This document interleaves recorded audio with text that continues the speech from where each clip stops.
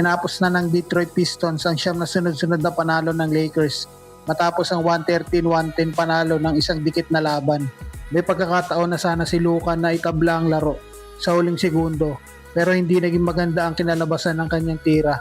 Lamang ang Pistons ng 3 puntos, may 9 na segundo pang natitira sa oras. May frontcourt inbound play ang Lakers pero na-deflect ang pasa ni LeBron, napulot ni Doncic ang bola malapit sa logo. Pagkakuha niya ng bola, agad siyang binantayan ni Jalen Duren sa labas ng 3-point line.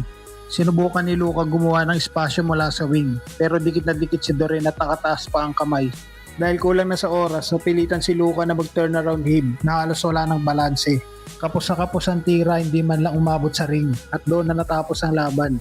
Dahil sa talo, naputol na ang 9-game winning streak ng Lakers kung saan tinalo nila ang New York Knicks, Minnesota, Denver at 2 beses sa Houston Rockets. Sa kabila nito, nananatili sa pangatlong pwesto sa Western Conference ang Lakers na may 46-26 record. 2 laro ang lamang nila sa Nuggets, Rockets at Timberwolves na halos magkakadikit sa ika-4 hanggang ika-6 na pwesto. Sa itaas nila nangungunang Oklahoma at pangalawang San Antonio, asahan na magiging sobrang dikit ang laban para sa seeding at home court advantage habang papalapit ang playoffs. Samantala, lalo pang pinatatag ng Pistons ang hawak nilang unang pwesto sa East. Hawak nila ang 52-19 record. 5 laro ang lamang nila sa Boston Celtics at 5.5 games naman sa New York Knicks. Importante ang panalong ito lalo na't wala ang kanilang all-star na si Cade Cunningham na out ng walang tiyak na pagbabalik dahil sa collapse lang.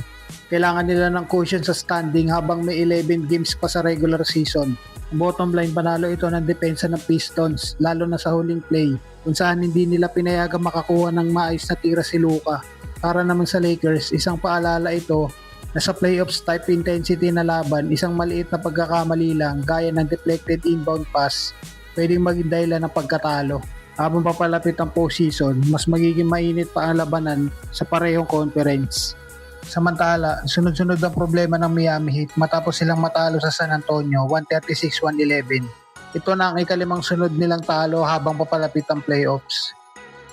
Kontrolado ng Spurs ang buong laro. Pinangunahan sila ni Victor Wembanyama na umiscore ng 26 points, 15 rebound at 3 blocks. Maganda ang depensa at opensa ng Spurs kaya hindi nakasabay ang Miami. Si Bam Adebayo naman ay may 18 points pero hirap sa shooting. 5 out of 17 lang ang naipasok niya at 2 out of 10 siya sa 3-point area. Hindi naging sapat ang performance niya para maitawid ang Heat sa panalo. Mas naging usap-usapan pa ang palitan nila ng salita ng head coach na si Eric Spoelstra habang pinapalitan siya sa laro. Mainit ang emosyon dahil gusto ni Bam Adebayo manatili sa court. Pagkatapos ng laro, diretsahan sinabi ni Adebayo na ayaw na raw niya mapunta ulit sa play-in tournament. 3 sunod na season nang dumaan ng Heat sa play-in at ayaw na niyang maulit iyon. Sabi niya gusto niyang gawin ang lahat para maiangat ang team at makaiwas sa play-in.